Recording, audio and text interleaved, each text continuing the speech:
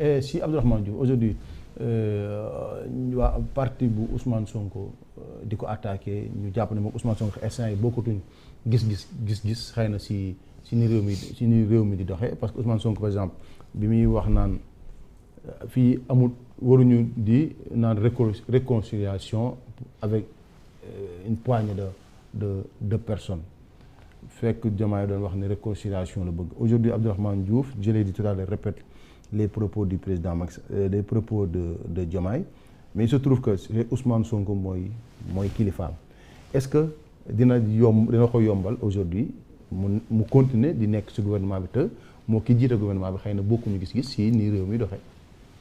xam nga d'abord ma suñu bokk yoon. oui Ousmane ak Diomaye. Ousmane ak Abdourahmane ok bokkuñu yoon. waaw bokkuñu yoon. yoon. dañu croiser fenn rek. dañuy tàggoo ji. dafa am benn yoon bu ñuy dox benn mois après dañuy tàggoo ji politique loolu da nga koy jàpp. dina am ñu lay dab. am ñoo dab. bu bés bu tàggaloo ko ku nekk tàggaloo comme raay saxaar dañuy def nii ñuy fu ñu faagee rek tàggaloo ko. tu crois que Diomaye ak Boubacar Camara ak Ousmane Sonko ñoo bokkoon yow. kenn du lan la waxoon kenn du ko dégg lan. ñu expérimenté. ay apprenti xaw ma lan. mais yoon dab na leen. aujourd'hui mu ngi nekk cheville ouvrière. du gouvernement de la préparation de l'appareil gouvernemental. te nag di lu mu mën. di lu mu xam. waaye quand même. du lu mu jàng. quand même waaye wax dëgg yàlla. loolu mooy politique. day am jékki-jékki yoo xam ne bokk leen woon yoon mais nga di ko teg ko. je pense même à diggante le président et son directeur de cabinet def nañ fi ñoom ñaar passe d'armes boo xam ne. waaw waay TV. Mary Teuw Niane Mary Teuw ak Diomaye et Diomaye oui. waaw loolu day am léegi nii bon ñu agsi nañu fi ñu agsi bon on est là mais bokkuñu fu ñu jëm mais ànd nañu. maintenant Diomaye mu ngi fi Ousmane Sonko mu ngi fi. Comment il s'appelle Diouf a ngi fi. te ñoom ñaar jote nañ fi benn jote boo xam ne bii Ousmane ak Abdourahmane wax nga ko léegi. surtout que bi Sonko defee déclaration fracassante boobu ne aar Sénégal xaw ma. ku leen jox seen carte marqué nga ko def ça a fait très mal. d'ailleurs ñoom analyser nañ ko ci li tax seen score wàññeeku. bien sûr oui. bien sûr. waaw mais teewul ñu ànd. mais dañuy tàggoo bés bu essentiel ñëw ñu tàggoo bi ci des mooy. mën nañu bokk gouvernement te xëy na sax dina am ñeneen. mën nañu bokk gouvernement même bu ñu bokk gis-gis. le premier ministre ak ministre yi. waaw loolu mooy nekk force président de la république. am ministre yoo xam ne moo premier ministre duñu bokk gis-gis. waaw mooy force bi. Ah, ça a toujours existé dans les gouvernements. Kuy contrebalancer le poids du premier ministre du numéro 2 toujours day am. mooy force bi. toujours day am. stratégie la. mooy force bi bu ñu dee 1 2 3 4 5 bu ñu demee ba 6 7 rek problème bi daal di réglé wu. mais par contre man je crains le prochain conseil des ministres. non Sonko va tenir est obligé de tenir pour apporter des changements avant le 17 novembre 2024. le 8 quoi le 8 bi nga le 8 17 wala 17. 17 novembre 2026 25 26 waaw ci la assemblée bi di am 2 ans 2 ans oui. parce que Sonko yéen yéene ne moom parti bi. yéen yéene ne moom député yi. ngoonte am na force foofu. waaw force bañ ak nangu. dàq nañu résolution d'accusation yu fële dàq nañu ko. si laa doon bëgg a ñëwaat après. du ma ci ñëw après on verra ça. dàq nañ ko. ben bu ñu àggee ba 2024 nag diggante bi. 26 mën nañ fi indi lu nekk. député Sonko yi ne noonu du jàll. d'accord nga ci la ma wax. oui bien sûr. mais bu ñu àggee 2024 xam nga lan la leen di wax. 2026. 2026 xam nga lu leen di wax. boo leen ko voté wul ma tas assemblée bi ngeen dem. waaw boobu mu organiser élection. loolu la ñuy bind carrément. après woo leen nag ne du ma fay bor damay nangu samay oto. te ku ci amee bor di nga ko fay. waaw. du ma protéger kenn nag débrouillez-vous ngeen delloo sumay passeport yëpp nga xam. écoute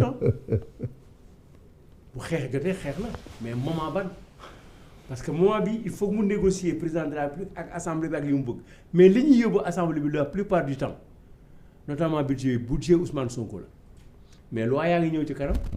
loi yi xëy na ay loi Ousmane Sonko dina jàll mais am na ay loi yoo xam ne peut-être président moo koy def wala moo koy santaane bu boobaa aussi xëy na mais président aussi mën na am recul.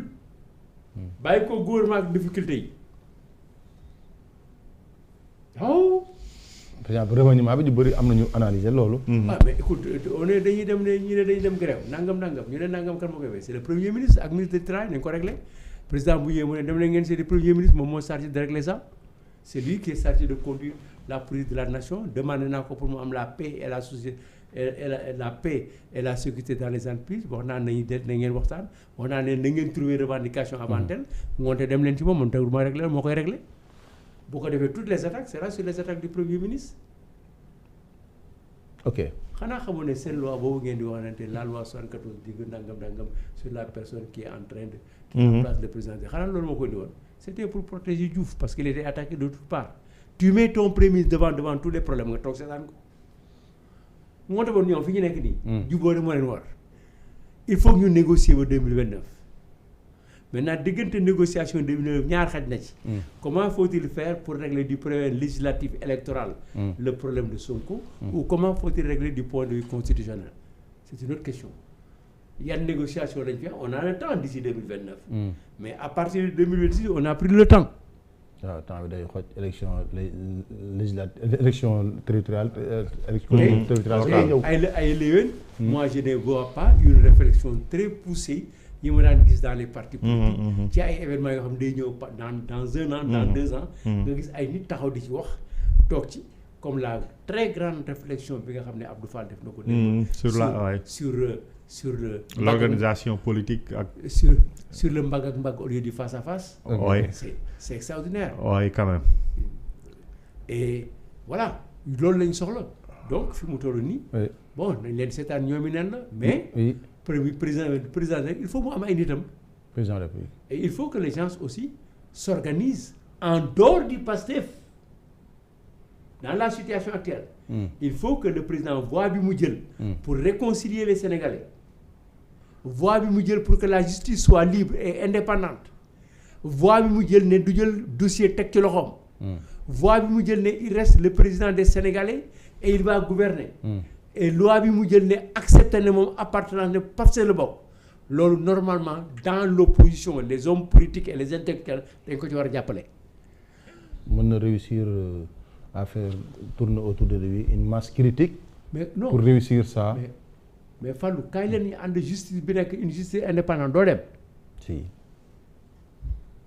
te loolu la Abdourahmane wax te loolu la woote kii li mu woote mooy sunu gars yi dañ leen war a juger libérer leen c'est des martyrs jël xaalis jox leen nangam it par Sambata Ndiaye donc à la couleur dina am ak jour boo xam ne bi les hommes politiques et les intellectuels dans la situation bu fekkee ne démarche bi nii la mel rectiligne changé wul mais bu boobaa dañu war a jël responsabilité. ok ay la yéen am na benn autre du turam ku ma woo tey de un homme très connu au Sénégal. très très bien connu et surtout dans les médias.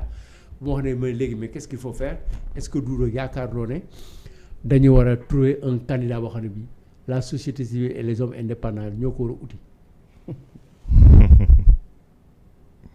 ok te c'est des gens qui avaient applaudi à l'élection de Diomaye et à la nomination de Sonko. def nañu sax seen xaalis. ok et le député Cheikh Thioro dans l'une de ses émissions dafa mos a wax mu ne si waxtaan bi amoon diggante Macky Sall Ousmane Sonko président Macky Sall daf ko waxoon ne ko. nguur kenn du ko jox kenn du ko jox koo bokkal kenn du ko jox koo bokkal génération. oui est-ce que ak ni situation bi demee nii. Macky Sall n'a pas vu ça venir quand même cette situation là. peut-être avec son expérience et tout ça. mais Senghor joxul woon nguur gi ko bokkal génération. jox ko bokkal génération moom dénk non dénk kenn du ko dénk koo bokkal génération la ko wax. xam nga Ousmane mënul woon bokk. muy désigner Diomaye. li mu ko bëggoon wax mooy par exemple jox ko ku mel ni Habib Sy. mag quoi après mu delloo ko mais soo ko joxee sa morom. soo defee nag doon jotaat. en tout cas noonu la ko waxee woon quoi. oui peut-être mais joxoon ko Habib Sy bu ko joxuloon Diomaye ku ma koy jox parce que loolu nga xam ne ñu bëgg c'est le Pastef qui a mené son combat. C'est comme si on disait Abdoulaye Wade mu ne fekk magoon na ko jox keneen koo xam ne kii. bokkul PDS daf ko jox diw bu nekk tel parti. waaw yooyu taxawul sa ndono. sa ndono. ki nga jur nga koy jox. oui sa doom mooy. d'ailleurs c'est simple moo tax wolof yi ne boo iñaanee sa ndono. sa deewin ñaaw sa deewin ñaaw. loolu de loolu fa ñaay wax. moo taxoon problème amul foofu. D'accord. Alors, je lis le communiqué de la cellule de communication de l'Assemblée nationale. Le bureau de l'Assemblée nationale réuni ce lundi 27 octobre 2025 à partir de 10h a examiné 8 initiatives parlementaires conformément aux dispositions de l'article 69 du règlement intérieur.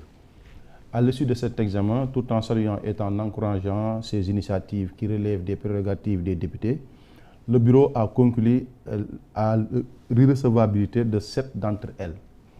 Cette décision est principalement motivée par le non-respect des dispositions des articles 51 et 69 et notamment de l'article 103 du règlement intérieur qui dispose que l'Assemblée nationale peut inscrire à son ordre du jour la discussion des résolutions présentées par l'une des commissions, un groupe parlementaire ou un nombre de députés non inscrits égal au 10e des membres de l'Assemblée nationale. Pour information